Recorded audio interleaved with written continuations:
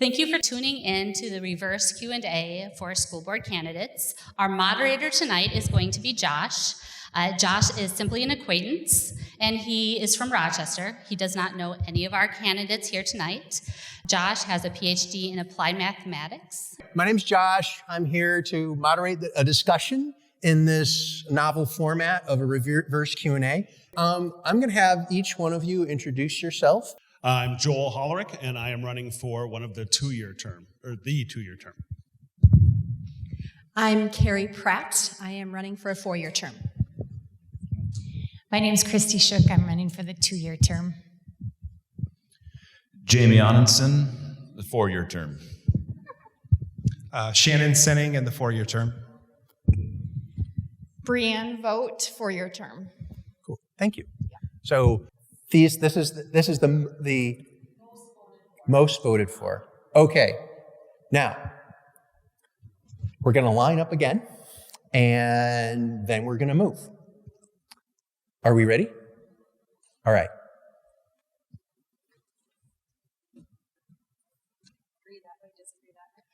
Agree is that way. Disagree is over here. Now, students are held accountable for their behaviors and their actions. 3, 2, 1, move.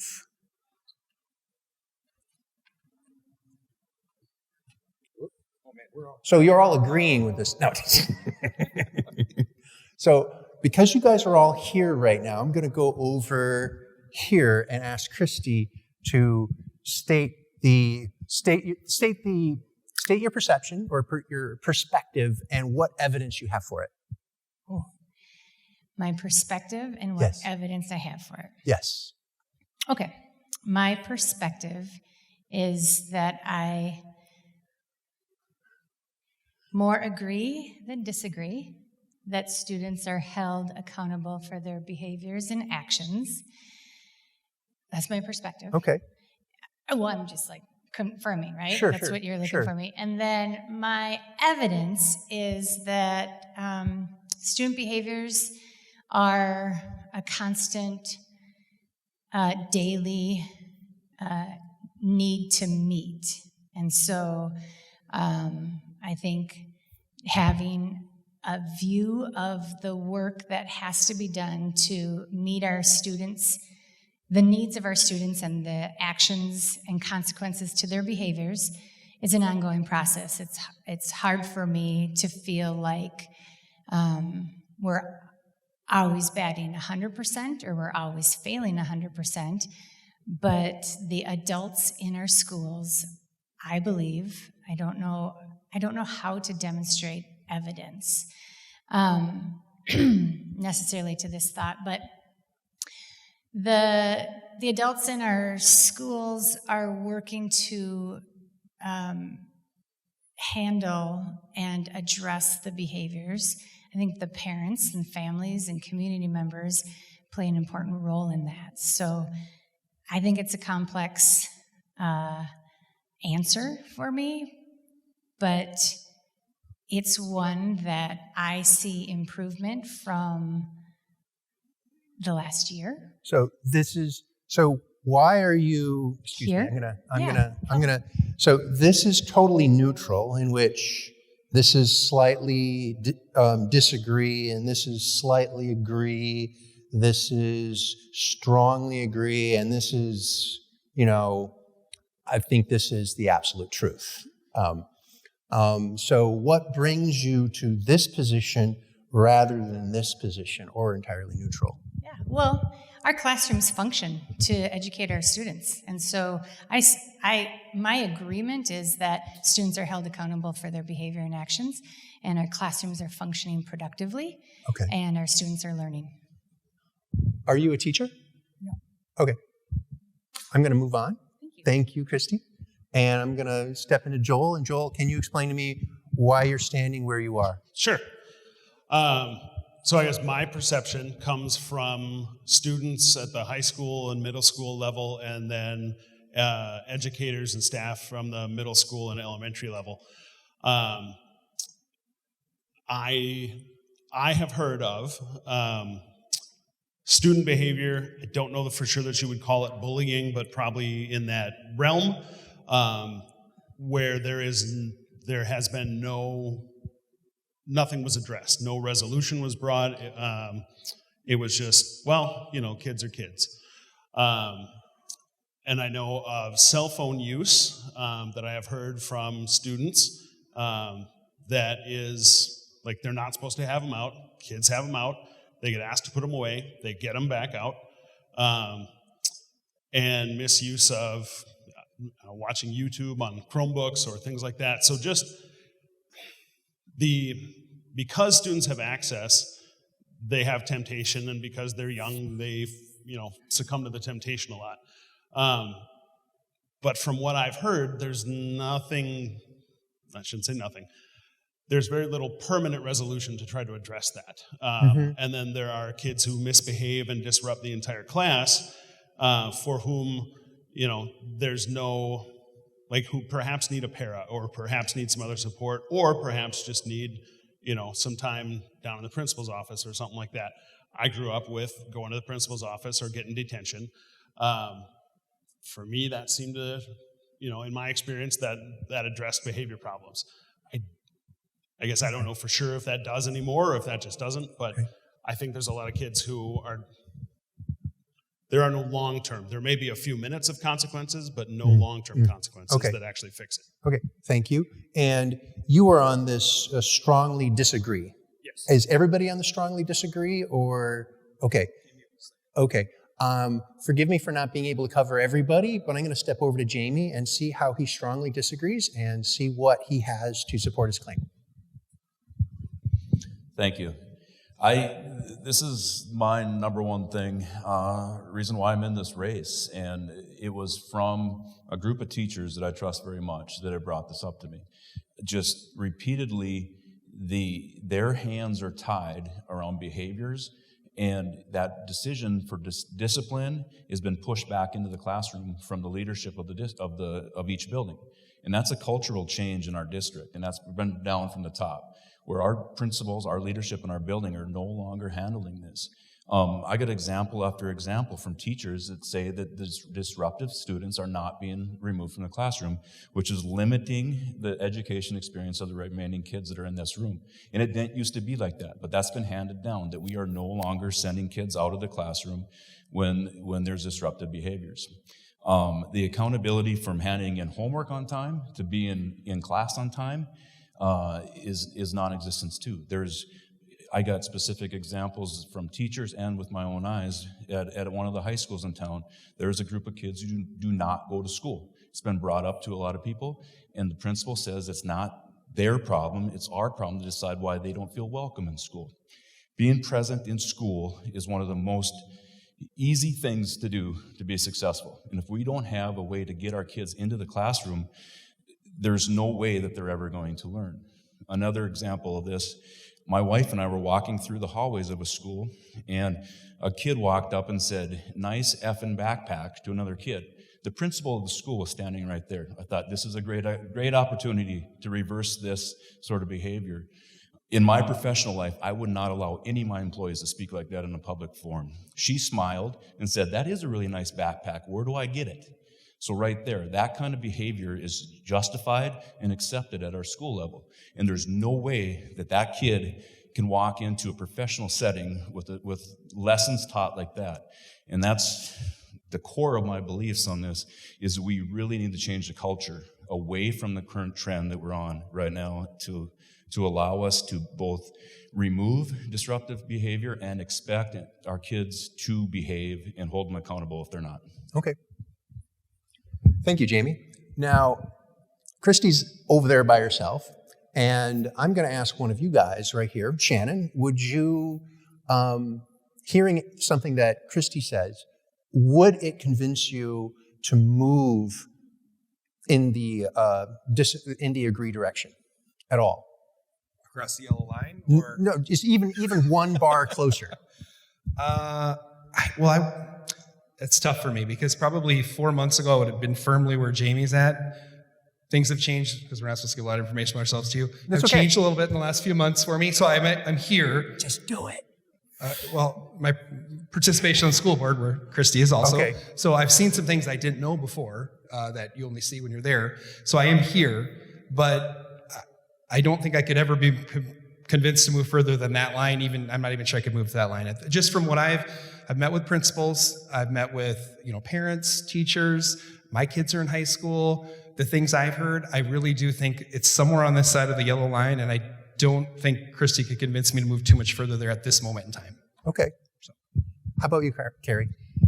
As a teacher, this is my lived experience, right? Yes. I am actually maybe trending more toward Jamie at this point in time than Okay. that direction. I left the classroom because student behaviors were going unchecked. They were going unmanaged, and I was not getting the support I needed. In my classroom, I could have a student being totally disrespectful, talking back, swearing, all those things, and call for help, and nobody ever came to help me.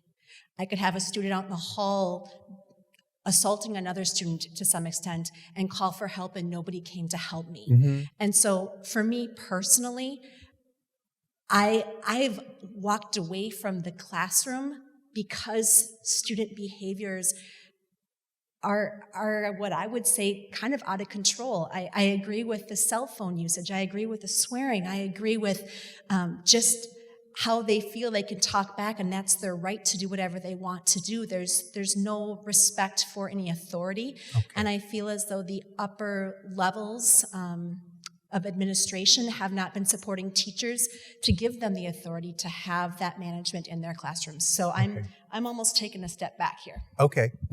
And Brianne, is it Brianne or? Brianne. Thank you. So I know some that goes by with the same spelling, Brianna. Yes. So great. So has anything Christy said like impacted you or given you a different perspective that makes you question where you are?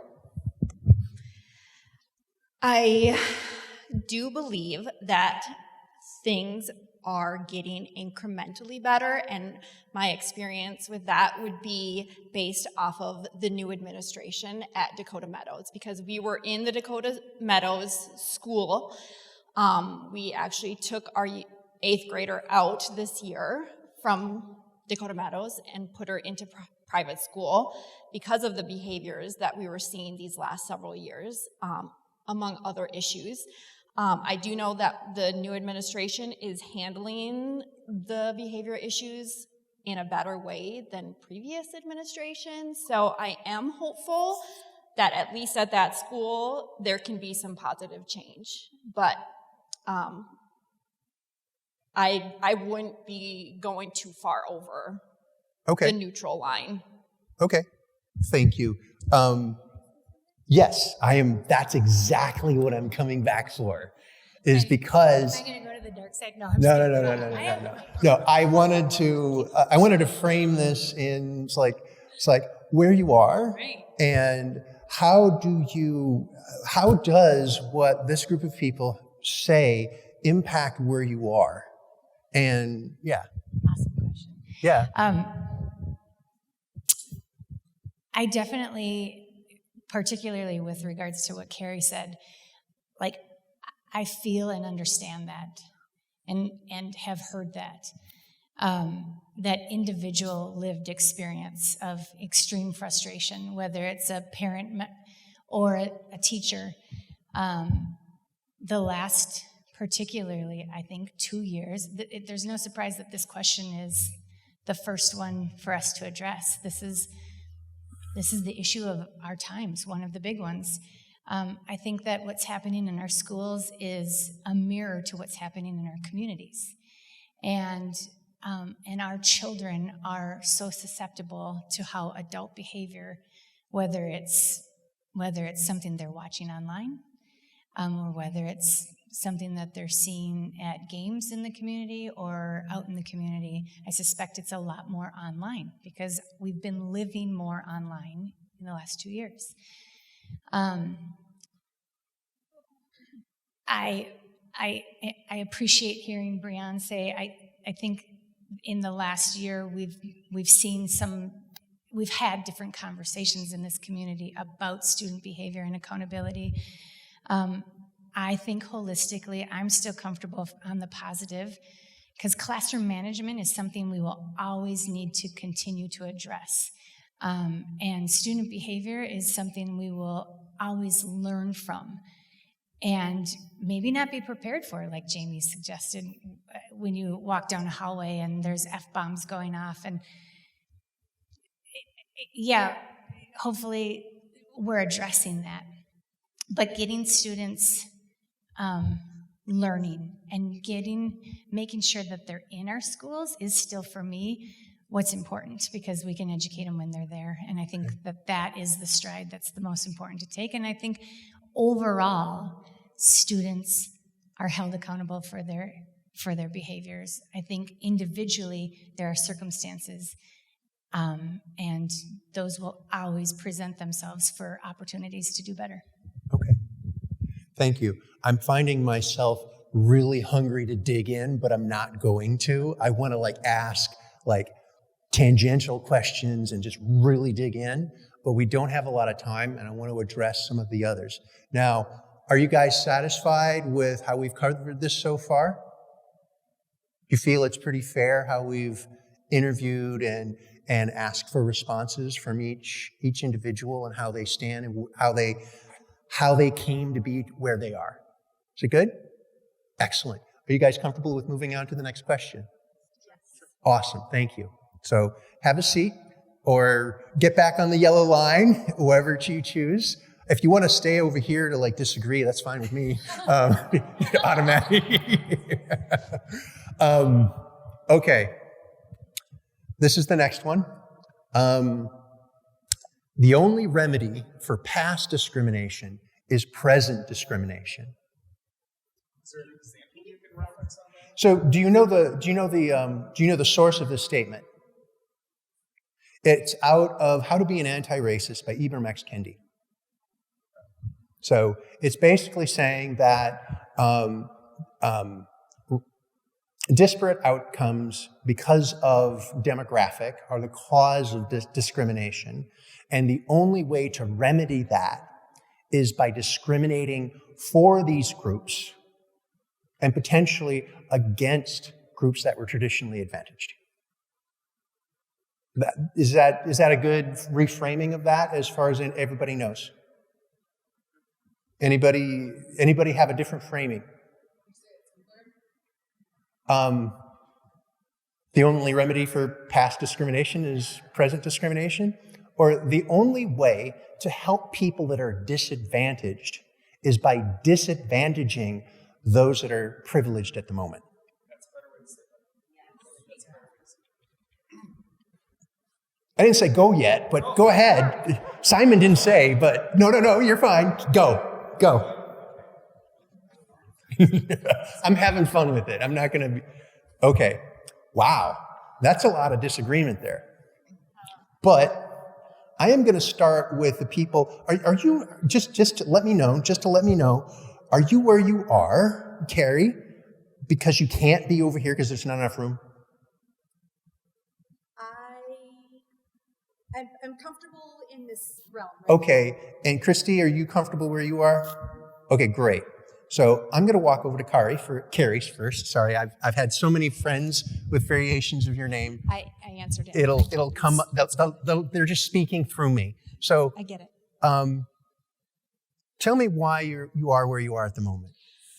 I do not believe that we need to discriminate against others in order to help those who are disadvantaged get out of that situation or scenario. However, I do believe that we need to give extra to those who have been disadvantaged to get them up to the area with everybody else. So I'm not feeling, it's not really that somebody else has to be discriminated against to help those who have been discriminated against. I think we just have to put more towards what we need to do to get those who've been disadvantaged raised up while still supporting those who maybe have had advantage. We don't need to push them down. It's not one wins so the other loses. It's both need to win. So that's why I said I'm comfortable in this realm because I do know we need to give extra I just don't think that it has to be that we have to discriminate the other way. Okay. And Christy, how are you standing where you are right now? I'm disagreeing with that statement to the extent that I'm comfortable. I'm not. I don't think this entire experience will find me on that end or that end, because personally, I'm usually with my opinions,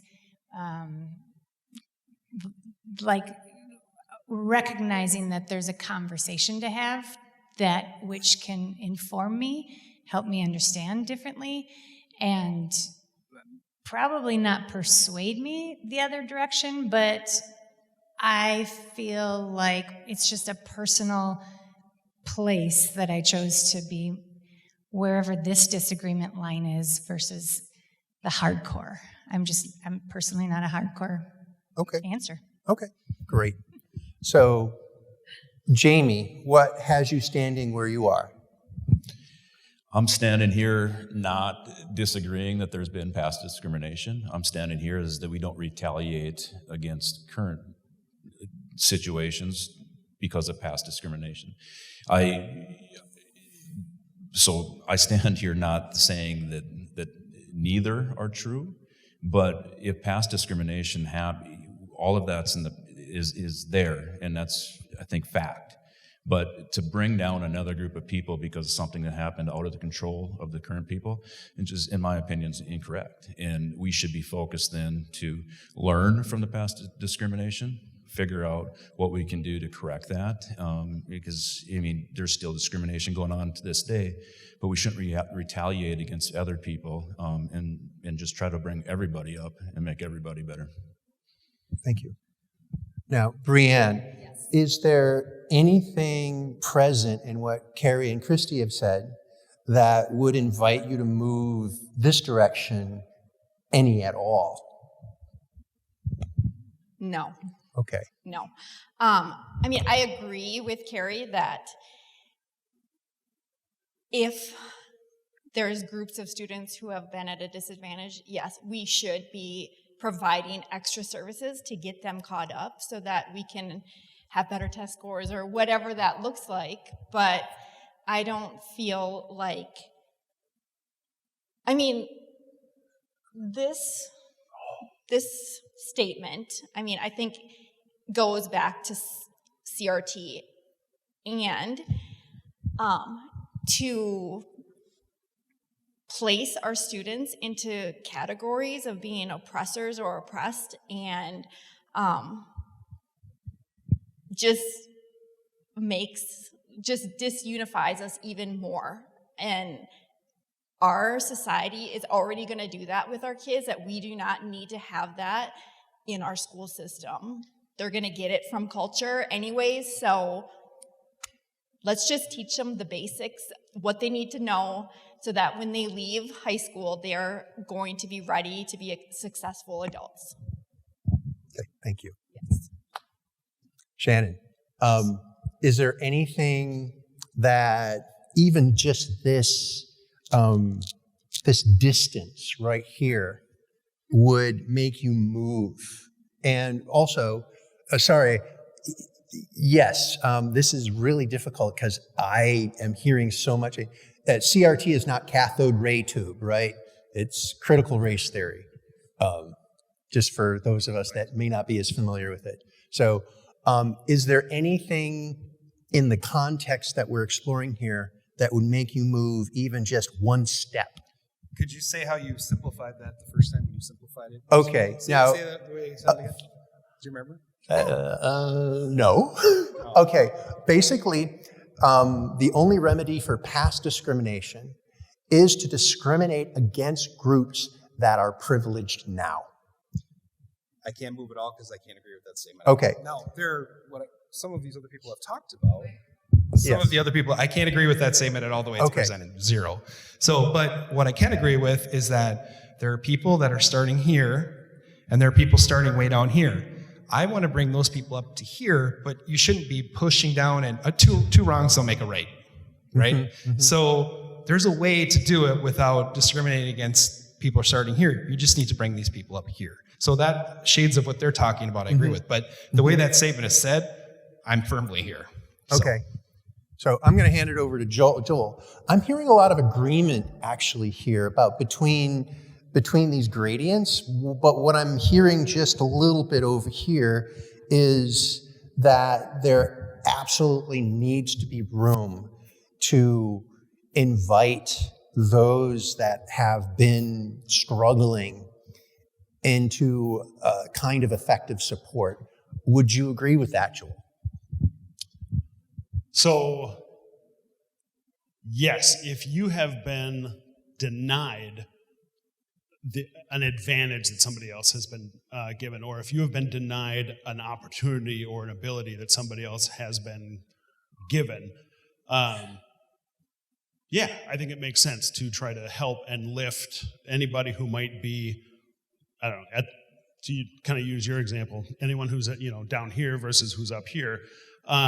So thinking in the practical sense, I maybe have to take a step this way, because the way that I read that as almost the core of it almost being revenge, right? And humanity throughout time has been really, the people who are taking revenge have been more than happy to take it when given the opportunity. When you flip power structures historically, bad things happen in humanity.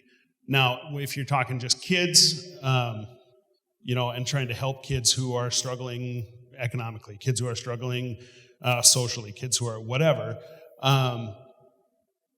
it's a little bit different. But so I guess just the way that I hear that question.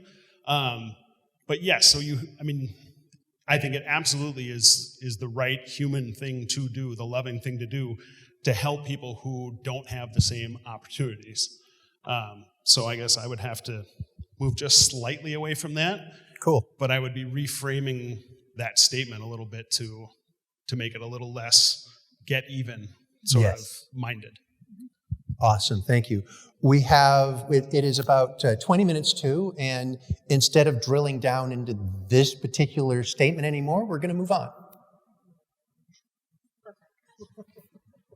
And now next is a couple of questions that don't influence me whatsoever, so I'll have a much easier time with it. So I'm going to read the statement, and you guys can be seated and gravitate towards whatever part of this agreement-disagreement spectrum that you like, when you like. Mankato Area Public Schools Administration understands the challenges teachers face in their classroom. Let's move.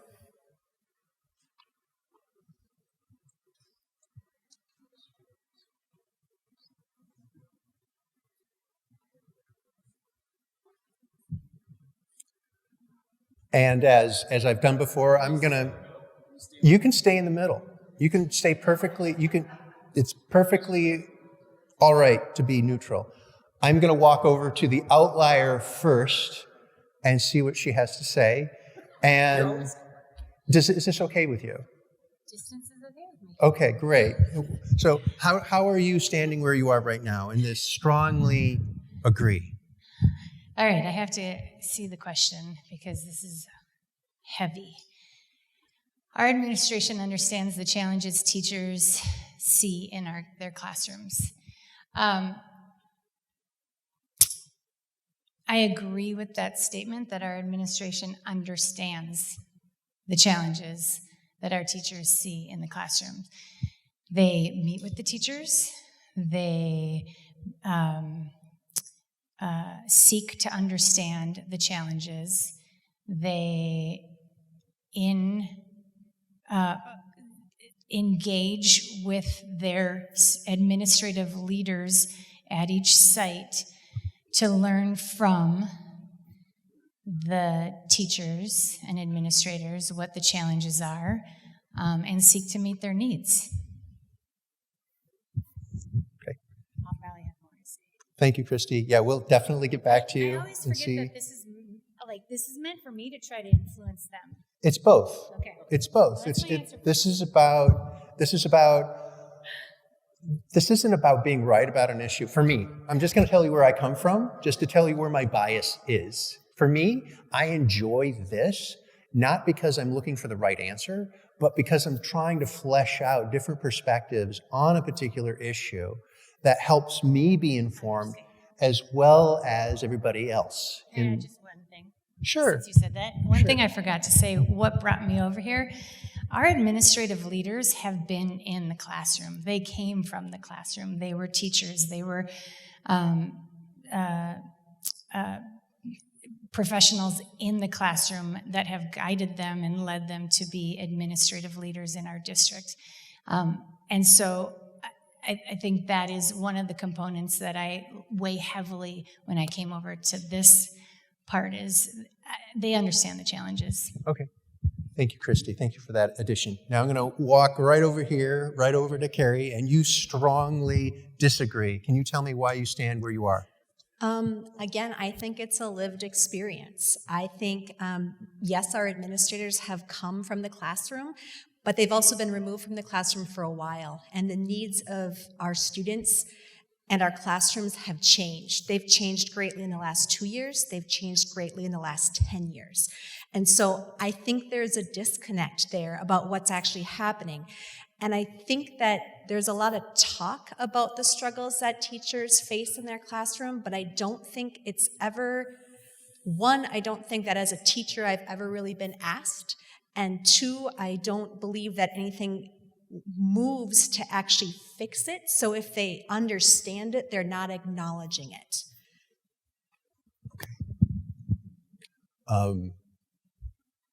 Joel, how can you tell me about where you stand?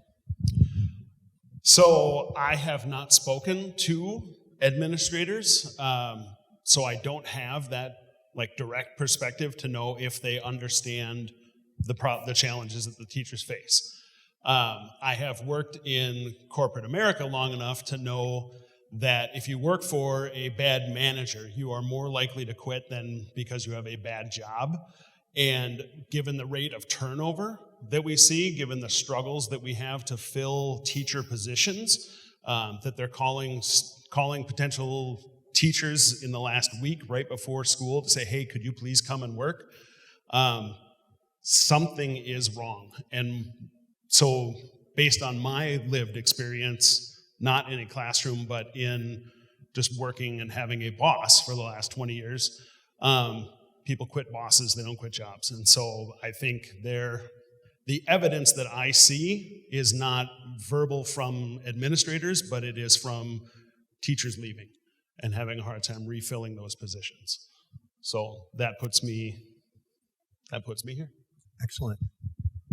And Shannon, what can you tell me about where you're standing at the moment? Well, the reason I stayed on the yellow is the way the question reads. Mankato Public Schools administration understands the challenges teachers face in the classroom. I think from my experience on the board and everything, talking to principals, teachers, they understand it. The reason I probably couldn't move this way, I could only move this way, is because they understand it, but only to the point of where when I'm thinking understand it, fire alarm should be going off in their mind. We're going to do something immediately and we're going to do some action. So they understand it. I just don't feel like we're doing anything about it. And that's why I could only be convinced, and I probably should really be here, but I think we understand it. I just don't think we're doing action items to solve the problem, and that's what frustrates me. Awesome. Jamie, why are you standing where you are at the moment? I am standing here, and maybe a little bit over this direction from my main example of this is our Dakota Meadow situation. The teachers there have been crying for help for 4 or 5 years. And believe me, everyone that I've talked to said that it was never heard. The administration acknowledged it, that it wasn't perfect. There was a quote at one point where a member of the administration called it a dumpster fire, but no changes were made. And the teachers were crying for help there. I do know some other teachers that have left. The teacher turnover is too high. Good teachers are leaving. Carrie's an example of that. Some other good teachers I've known that have left were never reached out and had an exit interview. In my job, with my staff, if somebody leaves, I make sure that we talk to them to figure out why why that decision was made. Sometimes it's just because of it's a better opportunity for them. But if there's a grievance or something that needs to be heard that's uncomfortable for me, I still want to hear it. And that's where I'm at on this. Maybe moving a little bit because there was some changes at Dakota Meadows. I think they were years too late, which has caused a lot of what we're in right now with the teacher or with the student reduction. That transition year from elementary to middle school is a big one. And whether it was real, and I know there's a statement this week that it may have just been perceived or manufactured, some of those concerns come up from years of mismanagement at Dakota Meadows. And that should have been addressed, and I don't think it was ever heard. If it was heard, no action was taken. Okay. Now, I'm going to come back to you, Christy. And how do you, does anything anybody over there said convince you to move even just an inch in that direction? And here you go.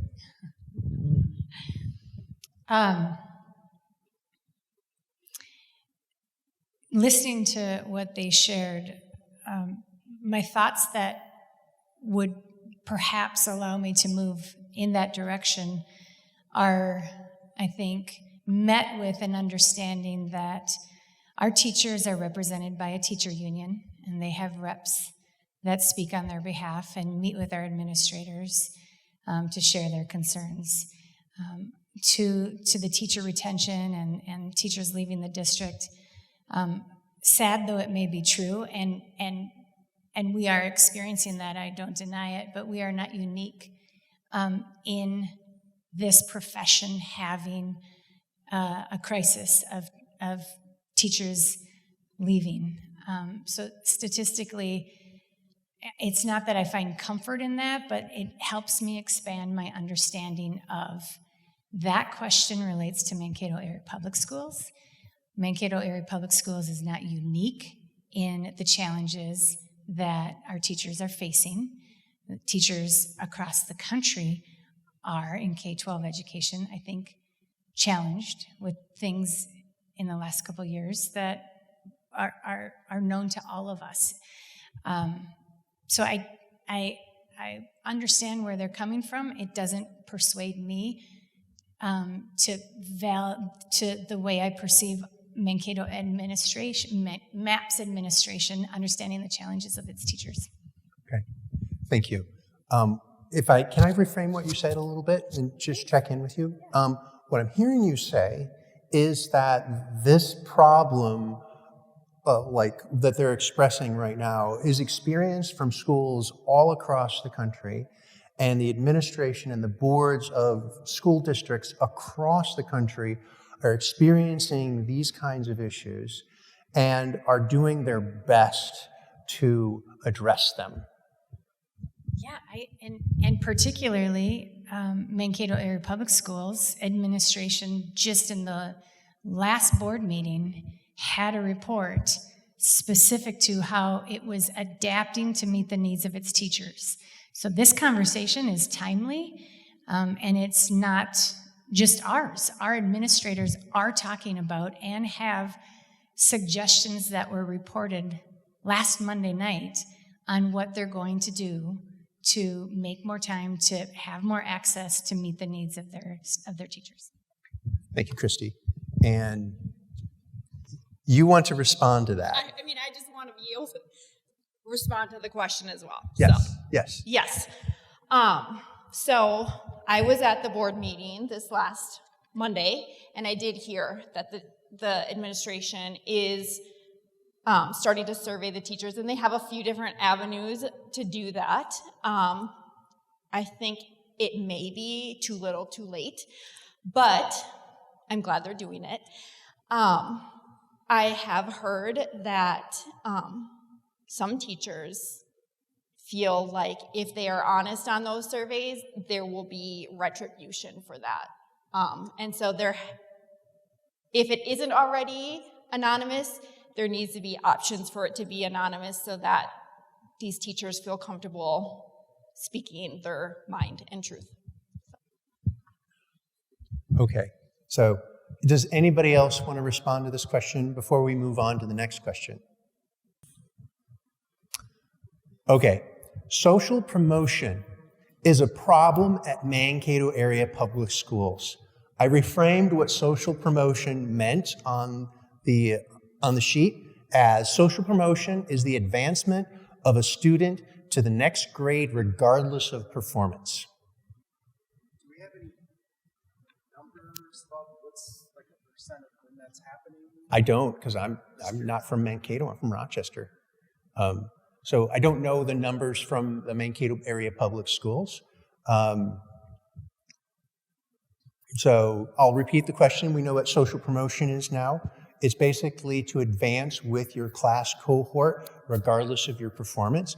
And from what I've heard from somebody that showed up earlier, and please correct me, is that this occurs until 8th grade, or can occur until 8th grade.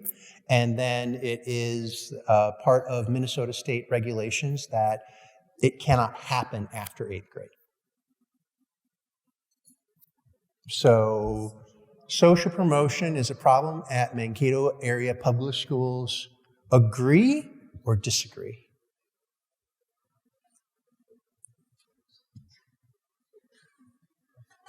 Excellent. Thank you. Start right there? I will. No problem. I'm going to go right up to Shannon. Why are you standing where you are? Well, I guess I don't have the numbers off the top of my head of how often percentage-wise this is happening. I mean, my experience with it would be through my kids, things they've told me, some teachers I know. I think it does happen more than I would expect it to happen, but I don't know that I can go too far either way from where I'm standing without more numbers in front of me right now. I guess that's where I would be with that question. Go ahead, Carrie. So, as a teacher of 8th graders, I taught algebra. Algebra is the foundation for all the math that you're going to need going forward in high school. If I have students who fail algebra, who do not show me proficiency, who cannot do algebra, they move on to 9th grade. They move on to 9th grade and they take the next class. And here's the thing. If we're just pushing them forward without any additional support or any way to help them make up that lost learning, essentially, they're not going to be successful moving forward.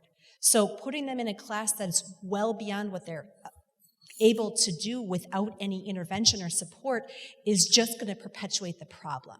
So by the time they get to 8th grade, if they don't have the skills they need to do algebra, they're going to probably be a behavior issue in my class because they're already out of their realm. They already are overwhelmed with what's going on. So I do know that it's harmful for students to be held back. Like, that's not necessarily the answer either. But I do believe that we need to have interventions in place, other supports for those students so that they are able to be successful as we move them forward. Otherwise, we're sending them to high school and saying, good luck. Okay. Does anybody else on this line want to address this? Again, I don't know the numbers of overall at the grade, at the entire year level and moving them on, but I do see examples of my own kids of the lack of accountability for turning homework in on time, the lack of just of being asked to do your part of being a normal student. And that's a difference to me that I've seen over the last couple of years. I don't know where it comes from. I don't know where it stems from, but there's no due dates. If tests are missed, they can be remade. They can be retaken. To me, it's a lack of accountability to our children, and it's not fair to our children that they're being taught these lessons. And so it plays into a bit of this social promotion, not as a whole, we're just moving on from year to year, but from week to week. And without the foundation, as Carrie mentioned, if you're not actually learning it or being forced to or being asked to learn it, you're going to have trouble for the rest of your career. Okay. Thank you, Jamie. Is there anybody here that would like to address it? I'm going to... Yeah. Okay, wonderful, Brianna. Thank you. Okay, so I've heard from an elementary school age teacher that this is a problem, that she's getting students in her classroom who don't know how to do what they were supposed to learn the previous year. And so that just makes her job that much harder. And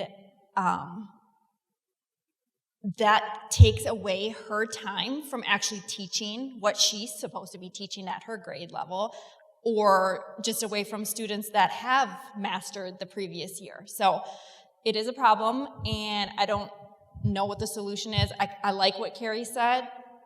If they sit in that realm of not being proficient in something, then we need to intervene with summer school, things like that. Yeah. Okay. Yeah. Thank you. It's about 3 minutes to 4, but I would love to get your perspective, Christy. And this issue about, it's like I'm hearing a lot of please return to question 1 that we put up. And how do you respond to what you've heard over here? And they're on like slightly agree, and you're at like strongly disagree.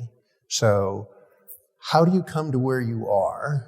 And does anything that they've mentioned invite you to move even an inch in that direction? Sure, thank you. I'm incredibly literal.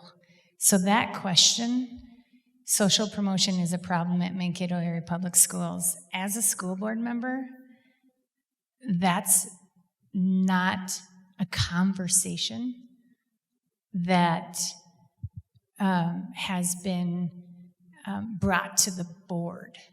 Social promotion being a problem, right? So that question, first of all, my answer was simply I disagree, because as a board member, my responsibility is to have some breadth and depth of the problems that are going on now. I don't disagree with a thing that Carrie said. So, sure, like that's a conversation I'll engage in and be informed by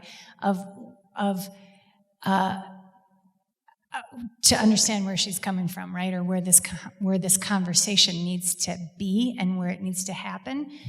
But I understand the interventions that we have in place, the student support services that we have for our students, the unique ways that our teachers and staff strive to meet the needs of their students so that they don't go on and become the 9th grade burden of the math teacher alone and independent, right? And so I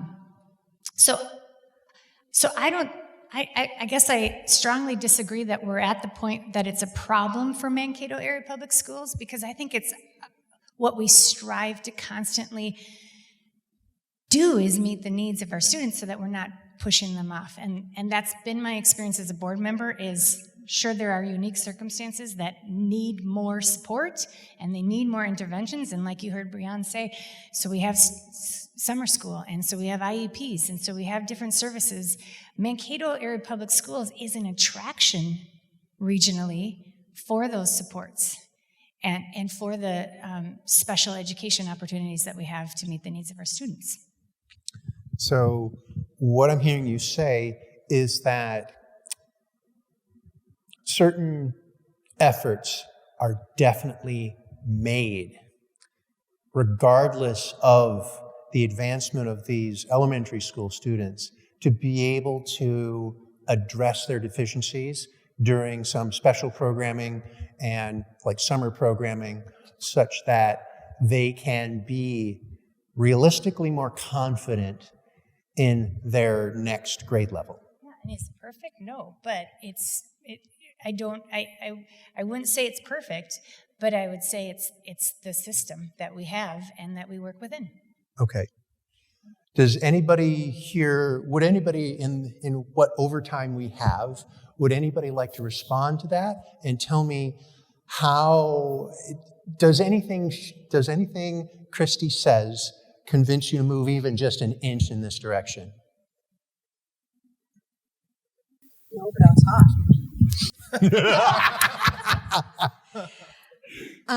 I think the fact that the conversation hasn't been brought to the board level is concerning, because as we've watched our test scores go down, that is a direct reflection of the social promotion problem that we have. The fact that our kids are not learning their grade level standards, and they're being moved to the next grade level. And then teachers are being pulled. Yes, we want to do what's best for every student, and we bend over backwards trying to make sure that every student gets what they need.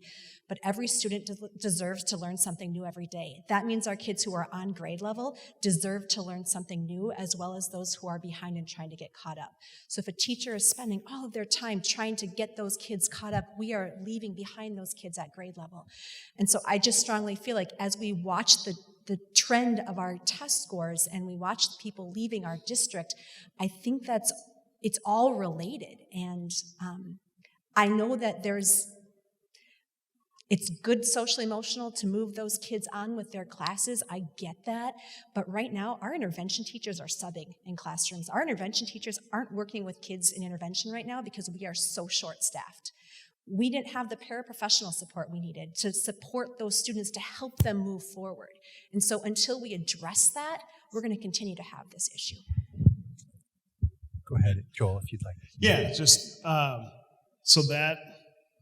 thank you. I thought that was a great point and is going to move me a little bit. As I think of reading intervention specialists and math intervention specialists, so I would love to learn more on the merits of social promotion and that idea. I had classmates when I was a kid who got held back, as we called it back then, or repeated a grade because they were struggling. I don't know long-term how that impacts their self-esteem, their life path, whatever. But I guess to define it as a problem, when you point out that we're having our intervention helpers sub, and right? So yes, I would say doing that if we are not providing the resources to help the kids who are being promoted without meeting the standard or whatever, however that's defined. Yes, that seems like a problem then, because if you don't give them those supports, it's not. In my mind, that would compound the problem and create even more long-term issues. As somebody who has hired people and trained people, or had people go through orientation and then worked under me, the people who didn't get all the content out of the orientation that they needed to do the job well, I had to, or my assistant manager, whatever, people had to provide support, and I have brought those people up, or teammates have. I've also had where, as I think, what does school do in the grand scheme of things, getting kids ready for real life and the workforce and things? There won't be social promotion in the workforce. You won't keep your job just because everyone needs a job to pay their bills. So I think there's a detriment then to that concept of just moving people along that tells them, if you aren't mastering it, it'll be okay, and everything will just work out. No, there'll be some hard work that's required. And to your point too, it takes away from the star performers who you could maybe even, push up and, move even higher, even faster if those intervention specialists aren't there. So that to me, I guess, yes, makes me move a little bit more forward, remembering that the interventions and the supports aren't sufficient, in my opinion, to help make that work. Okay. Does anybody on this side have anything else they want to say on this issue, or express how they may be moving, either to more strongly agree or more strongly disagree?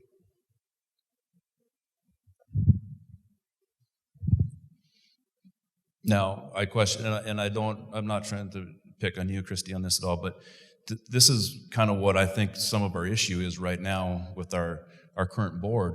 Like you said, it's very literal, like to this. I don't walk around talking about social promotion, and I don't hear other people doing that.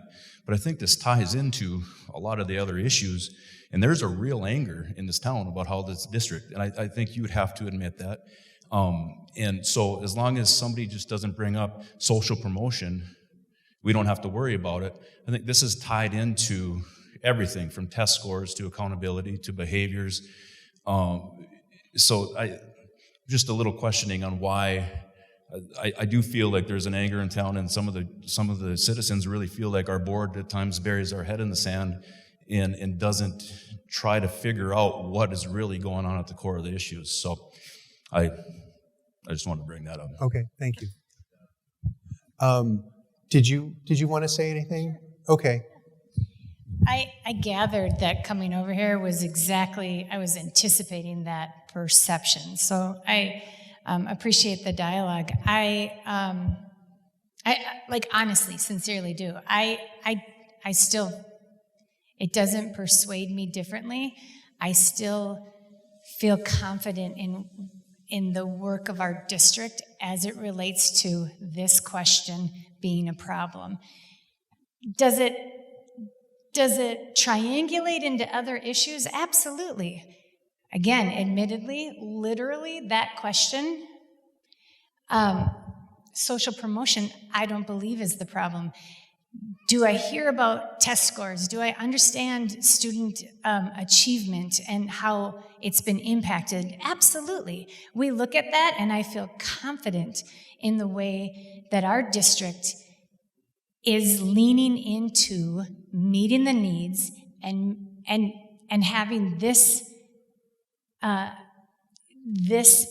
problem or perceived problem addressed. I think individually there will always be needs that are not met. When you have 8,500 students in a district that you serve, just like this, there will be students on the spectrum, and we will always, as a district, and I believe confidently that we do seek to meet their needs. Our interventionists, last year, we had a substitution problem. We were pulling everybody we could to help our teachers in the classrooms. That's not the case this year. Our interventionists are doing what they need to do. And can they do better? Do we need subs? Do we need paras? Absolutely. I feel that we're confronting those issues, not burying our heads in the sands. I just wanted to speak to that. But that doesn't mean that you're going to see results this week. And as a parent and as adults in this community, the patience to persevere is thin. And admittedly so. I, as a parent, when my child's needs aren't met, it's frustrating. But at the same time, it doesn't change me yet. Okay. Thank you. I think I'm going to close this portion of our discussion. And I'd like to thank all of the candidates for being up here. Even though this is like, on each issue, this is like one dimension to agree or disagree, what we're doing is we're exploring different facets of these incredibly complex issues in our very rapidly changing culture and time. And I really appreciate being able to get to know each of these candidates just a little bit through this. And I respect every single one of you for engaging in this conversation in just the way you have. Thank you very much. I'm going to start on this end, and please step forward to like the hot seat right here where this little power thing is, and feel free to make your statement. And Okay, again, my name is Brianne Vogt, and I am running for a 4-year term. I am running because I care about kids and the direction that our school district has gone, really the way the country has gone with public education in the last couple of years. I feel that our school's job is to educate our children so that they can be successful adults, and that doesn't include making sure that, or how would I say that? It shouldn't be a place for politics, activism, and indoctrination. So if I'm elected, I hope to be able to do something about those things if and when they come up. I just think that the way things have gone is not working. So we need some new people, new ideas, and I would appreciate your support on November 8th. Thank you. Thank you, Brianne. Shannon? Thank you, Josh, for hosting. Good job. I'm Shannon Sinning. I'm running for the 4-year term. I got appointed in July to be on the current board, seated in August, so I'm really new to the board. I guess the reasons I'm running would be 3 that I typically state. School safety would be number 1. West High, which is the school I'm appointed to be the representative for on the board, doesn't have a single secure point of access or entry. There are 3 or 4 other elementary schools that don't have that either. There's some costs to changing that, but we need to have all of our students, all of our staff, all of our teachers safe, parents feeling good about that, spouses feeling good about that we have safe schools, both in the classroom and where we're entering from. Number 2 would be well publicized. We've lost over 500 kids from our district this last couple of years. Our school board meeting a week or so ago, we've lost another 100 or so since then. I'm a numbers guy, a numbers person. We're losing over $6 million in funding from the state, which is huge. That's a problem. That's going to really rear its head this next couple months when we're looking at the budget again. We can't have a growing community where there's construction everywhere, both commercial, residential, people moving here, and yet our school district is shrinking. We just can't have that. It's not sustainable. There are things we need to do to our current property.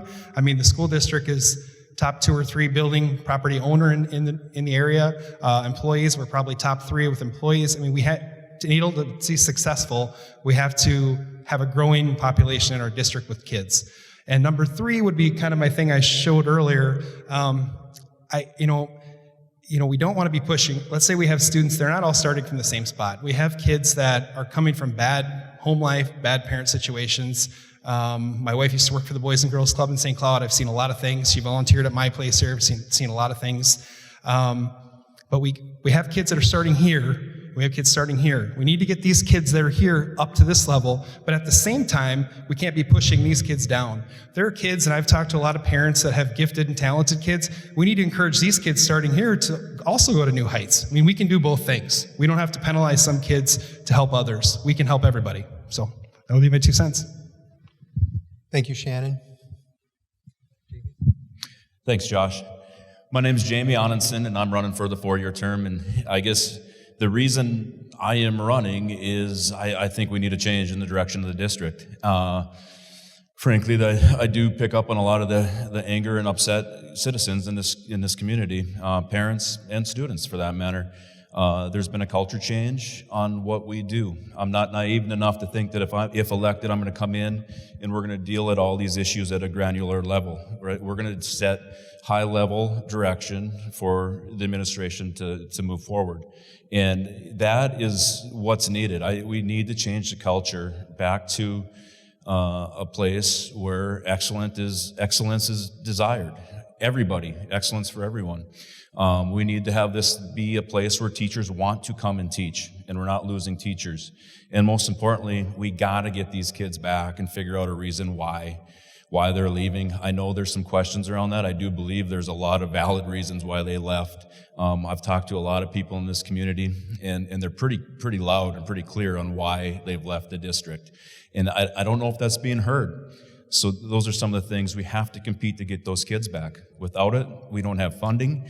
Without those kids here, we have no chance for a referendum. It shouldn't even be heard until we have a better direction where we have to get our house in order first before that stuff is understood.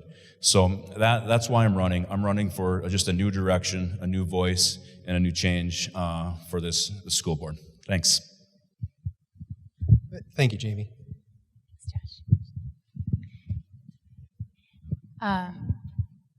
Christy Shook, I'm running for re-election for the 2-year term. I have had the privilege to serve this community for the past 13 years as a school board member, and it was particularly the last 2 years that informed me of the importance of this work and that I am here for it.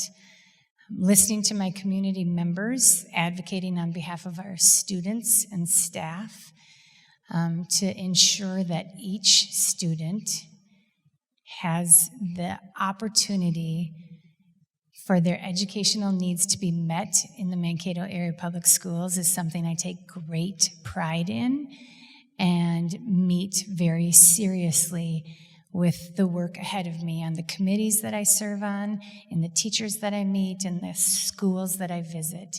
And as a community member, I'm a business owner, I'm a mom of 3, 2 that have graduated this district, and I value highly the influence that Mankato Area Public Schools has had on my children being productive members of this society and ready to meet the global demands that are in front of them and us as a community. I am a listener. I value communication. I am available to my community, and I long to meet my own personal vision, that guides me to believe that we are better together. I have enjoyed hearing from my community members, even in their angst. I have invited our community in to help inform us as a school board that the 7 of us are representing you, our community, and I look forward to your continued support with your vote. Thank you. Thank you, Christy. Hi, I am Carrie Pratt. I am running for the 4-year term. One of the things that I think sets me apart from the other candidates here is that I am a teacher. I have 13 years of classroom experience here in Mankato and other districts before that. I believe that there is a need for someone with that classroom perspective on our board, because I do believe that as they're making decisions that are going to impact our students, we're not always considering how they're going to impact our teachers or our staff. And so I do really firmly believe we need that perspective on the board. In addition to that, I am a parent, I am a community member, I am a business owner, and so I have lots of different things that I want to represent here in Mankato, but I do believe the reason I stepped away from the classroom was because of the behavior of our students and the lack of support that we were receiving from our administration. I do believe that we need to support our teachers in a way that gives them manageable class sizes, that gives them time to do the things that they need to do, not just busy work. And we need to bring back that excellence for our students as well. I do believe that a majority of our students want to do what's best, and they're seeing things that aren't necessarily what is best for them without any consequences, and so they are maybe falling back, they're maybe getting a little more lax, they're maybe not caring as much because of the way that we've been looking at things. So I would just really say I do think we need to bring our community together. We need to listen to all of our stakeholders, and not just listen, but then take that and work with it and bring that to the table. And then also help our stakeholders really be informed about what is going on. Because I think too often there's a rosy glow that's placed over things happening in our buildings. And I want to say that there are amazing things happening in our buildings, but there are also struggles. And we have to be able to admit that, acknowledge those, and have a way to move forward. And that's what I hope to do if I'm elected to the school board. Thank you, Carrie. Joel?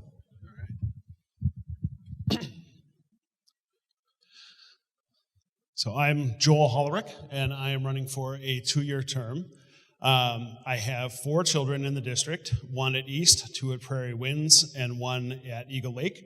My wife is a 3rd grade teacher in the district, and my mom was a 2nd grade teacher for my entire life. It was her one and only career, so I've been around schools, familiar with schools, and had maybe a little different perspective seeing family work in schools too. Why I want to run? One is just an internal need to serve somewhere and to serve the community. And 2, I like to solve problems. I really enjoy it at work, at home, at wherever. I like helping people figure things out where things might be stuck or we might have run into a roadblock, and helping solve those problems. And I think we have problems to solve in the Mankato School District. The strengths that I think I bring, one is that I've got an economics degree and have been in banking for 20 years. We're going to have some budget issues coming up. And so I think that experience and the experience in the corporate world with trying to manage budgets or volunteering or serving on other boards, budgets are hard and they require hard choices. And I think weighing risk reward on financial matters and things is a strength that I bring to trying to figure out the budget and the shortfall that we know that we're facing, to try to keep all those supports and to try to keep all the things that we do love about our school without losing any of those, and then still advance in areas where we're struggling. I also think I've been a student of leadership for the last 20 years as well, reading books, listening to web podcasts, listening to speakers, studying. So I think my interest, my knowledge around leadership, I can help if, as we were talking before about maybe people are out of touch or the administrators don't understand problems, well then I'd love to come in and help if that's the case, them to be better leaders and to be able to inspire one another, inspire the people that work under them, so that our teachers are loving their jobs and we have less turnover and things of that nature. And then community. I feel like I'm a community builder. I'm good at bringing people together. We definitely have things that people care passionately about, and I would love to see us focus on resolving those issues instead of where a lot of people in this country nowadays want to hang out on their issue and camp in it and fight in it. But to try to resolve it and to bring people together so that it's not, east versus west. So it's not, my school doesn't get this or that school does get that, or this, whatever the inequity that you feel like you see, I would love to bring people together. I'd also love to help inspire more volunteers. I think that's going to be one of our solutions to some of our problems, is getting some more people, some more parental engagement in the classrooms or in the other places in the district. So I would love to see more of that too. And so hopefully, whatever people might hear me say at meetings might help to inspire more involvement and more people who want to volunteer and want to serve each other. I have a statement from another candidate, Patrick Baker, who could not be here today. So he says, "Greetings, my sincere apologies for not being with you. Work, travel, and spending time with my daughters keeps me away. I was appointed to a vacant position on our school board this July. I applied for the vacancy because I am a big believer in public education. I'm a product of Mankato area public schools. My wife is a teacher at West. My two girls are just a few years away from entering kindergarten, and I am employed in higher education. As a school board member and husband of an educator, I see the immense challenges and stress all of our school staff and children are under, and I know how crucial ensuring their well-being and success will be to the future of our community. Public education in our district face significant challenges, and I am running to ensure that our district embraces the opportunities that lie before it. Key issues that I am focused on as a member of the board and a candidate include addressing school culture and student behavior, as they are significant factors in our enrollment challenges, restoring academic excellence through innovation, including new models of learning, and significantly increasing opportunities for our students to participate in work-based learning, school safety, and the sustainability of the teaching profession. Our schools deserve to be and need to be great, but it's easy to say that. To get there, we will need competent, experienced leaders on our school board that know how to get it done. I've been involved in education and workforce policy and community leadership for 15 years, including the National Governors Association, Vice President at Greater Mankato Growth, and now leading education and workforce policy for the nation's largest nonprofit university. I spent my entire career working with public governing bodies to effectuate changes that benefited people. My experience allows me to effectively work with the public, fellow board members, and superintendent to get us where we need to be. It would be an honor to continue my public service on the school board and keep giving back to the schools and community that gave so much to me. You can get more information at patrickbaker.com. Thank you for your consideration. So.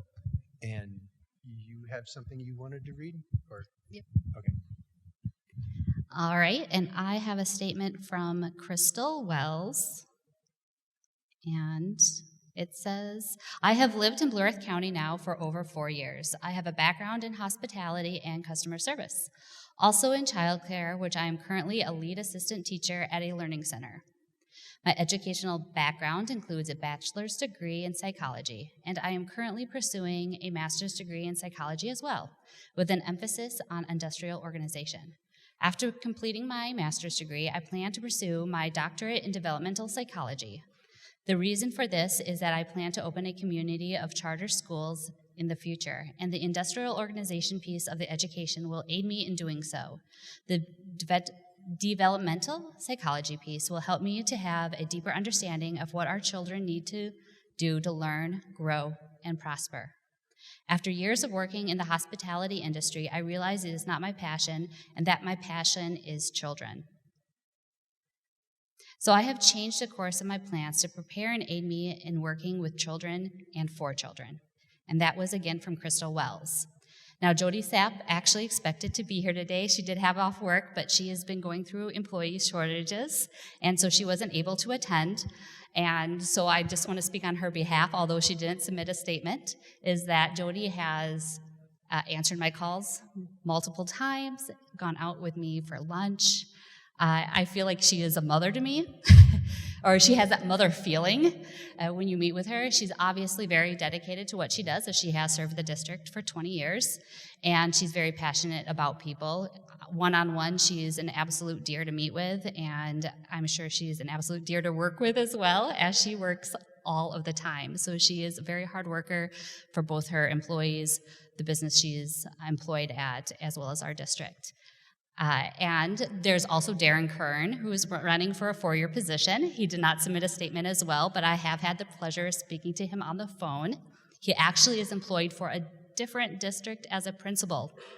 And when I called him and I asked why he would continue wanting to serve in additional education roles, since he lives in North Mankato, he can both work in a different district as well as serve on our school board in our district. And he just mentioned that he has a passion for children, that it was his life goal to make sure that children across the state have educational opportunities. And then I believe the only other person not here tonight would have been Ernest Nielsen, and I've also spoken to him on the phone. He is running for the 2-year position.